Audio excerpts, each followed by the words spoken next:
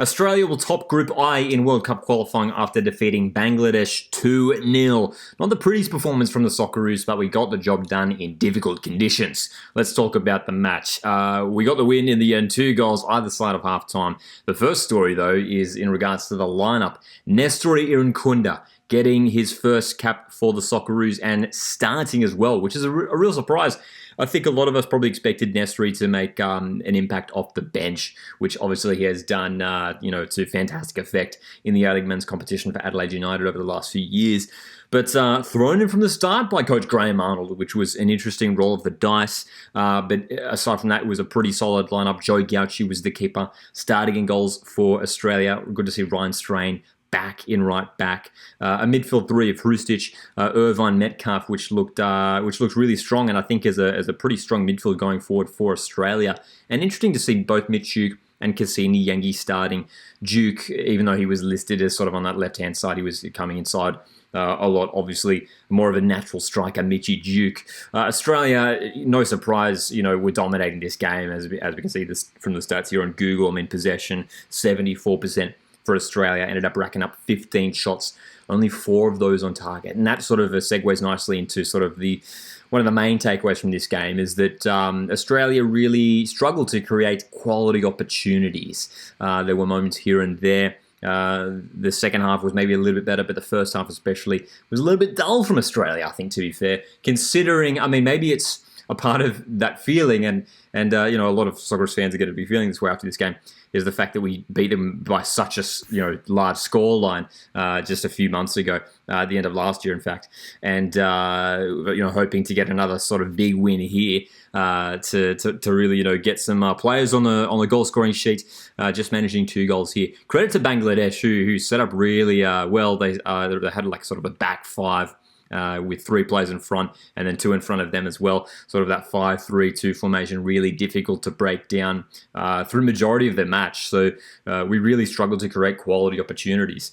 The first goal coming to Aiden Hrustic, good to see him back amongst the goal scorers for the Socceroos. A long-range strike which took a really fortunate deflection.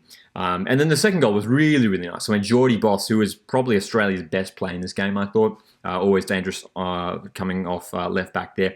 That cross for Yengi and then the leap for Cassini Yengi. Again, one of these Socceroos players, younger, sort of this younger generation who are coming through now and getting regular minutes for Australia's senior team, who is really looking very comfortable at Socceroos level. And he has the potential, Cassini Yengi, I think out of all these sort of strikers in his current crop, in the Socceroos at the moment, who I think has the most potential to sort of be Australia's main starting striker for 5 plus years. I was going to almost say 10 years to come.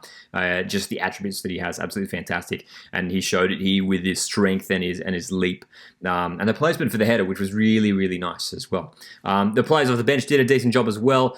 Great to see Daniel Arzani back for the Roos, Johnny Warren medal winner, Josh Nisbet getting some minutes, as well as Bayich, Devlin and Taggart for the Socceroos. But again, especially for the last half an hour, there wasn't really a sense of urgency for the Socceroos to really attack and go for more goals. Again, just the quality opportunities weren't coming for Australia.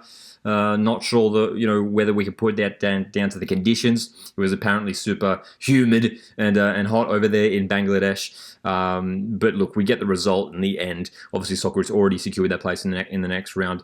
But I think we were hoping for a bit more, fluency and fluidity in attack, a bit more creativity. It looked a bit slow and stale at times for the Socceroos.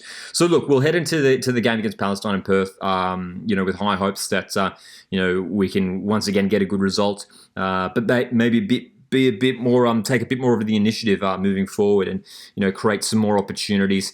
I'm sure we're going to see some rotation in the lineup for that second game against Palestine. But look, as I mentioned here, we'll take the result, 2 goals. Hoping for more. Hopefully we will see more creativity and goals in the second match in Perth. Let me know your thoughts on this game. How do you think it panned out? How are your feelings after this encounter for the Socceroos? 2-0 away to Bangladesh. Thanks so much for tuning in. My name's Lockie, this is Coastal Football, and I'll see you in the next one.